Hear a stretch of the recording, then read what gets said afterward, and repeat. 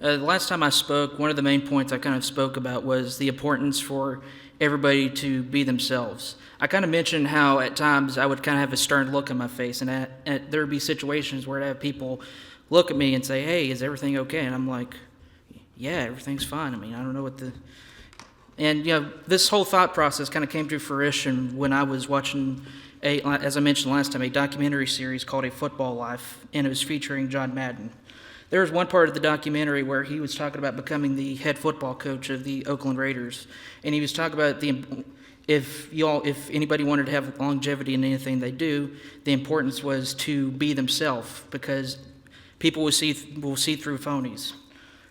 For me personally, I want to have longevity in my Christianity and my faith, so that I could be as confident when my life comes to a close as the Apostle Paul did in 2 Timothy chapter 4, verses 7 through 8, when he says, "I have fought a good fight, I have finished my course, I have kept the faith. Henceforth there is laid up for me a new crown of righteousness, which is the Lord, the righteous judge, shall give me at that day, and not to me only, but unto all them that also love his appearing." Another way to look at this is to be authentic. As Christians, how do we stay true to ourselves? How can we be authentic every day? Well, I'm sure if I were to ask everybody to write down on a piece of paper 3 ways everybody could be authentic, I'm sure each one of those would be very plausible, but I would like to offer my 3 areas I think everyone should focus on. First, authentic people are honest. Honesty is something that could be difficult to find from people every day. Proverbs chapter 12, verse 7 says, "Whoever speaks the truth gives honest evidence, but a false witness utters deceit." Colossians chapter 3, verse 9 says, "Do not lie to one another, seeing that you have put off the old self with its practices." Honesty comes in different forms. It could be things we agree with or vice versa. Sometimes we need to hear things we don't want to hear. Let me give an example of my personal life. One of the most honest individuals I come across on a regular basis is my dad.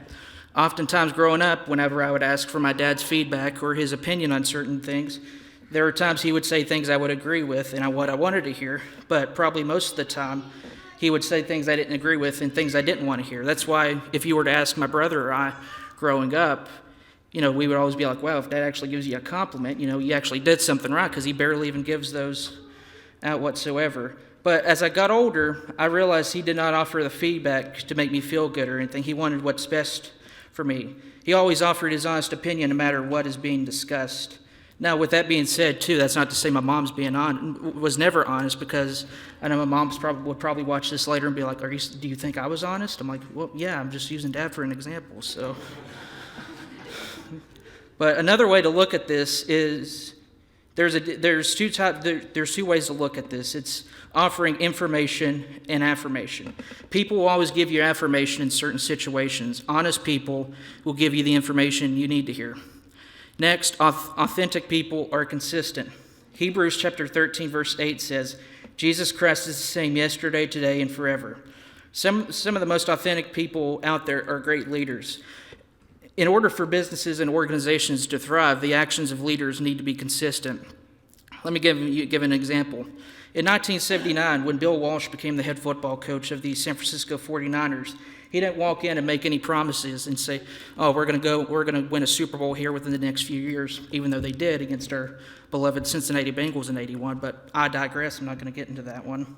He came in and brought in what he called the standards of performance. He wanted everybody in the organization to exhibit these qualities every day. And by all means, these weren't necessarily the most difficult tasks.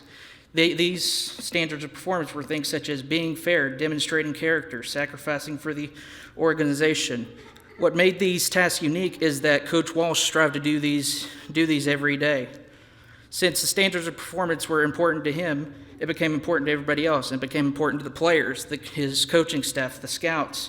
It even became important for people who worked in the ticket office and on the grounds crew. As Christians, how are we being consistent in our faith? Are we striving to read God's Word every day? Are we striving to be at every service as possible, or every Bible study? Are we showing a Christian appearance to those around us? It's not a matter of what we do that makes a difference, but how often it takes place that will make the difference. Finally, authentic people have values. Now, I'm sure all of us have values, but at the end of the day, what good are values if they're never implemented? When someone values their family, friends, hard work, other things such as that, what are they doing to show that those are valuable to them? James chapter 1, verses 22 through 26 says, "But be doers of the word, and not hearers only, deceiving yourselves. For if anyone is a hearer of the word and not a doer, he like a man who looks intently at his natural face in the mirror. For he looks at himself and goes away at once, forgets what he was like. But the one who looks into the perfect law and the law of liberty and perseveres, being no hearer who forgets, but a doer who acts, he will be blessed in his doing. If anyone thinks he is religious and does not bridle his tongue, but deceives his heart, this person's religion is worthless." So, what do we value? Our faith, our family, our health, etc.? A better question would be to ask, what are we doing to uphold the things we find valuable? To conclude, in order to be authentic, in order to be ourselves, people need to be honest, they need to be consistent, and the values need to be implemented properly. So if you're here tonight and you wish to be baptized or you need the prayers of the church, please come forward together as we stand and sing.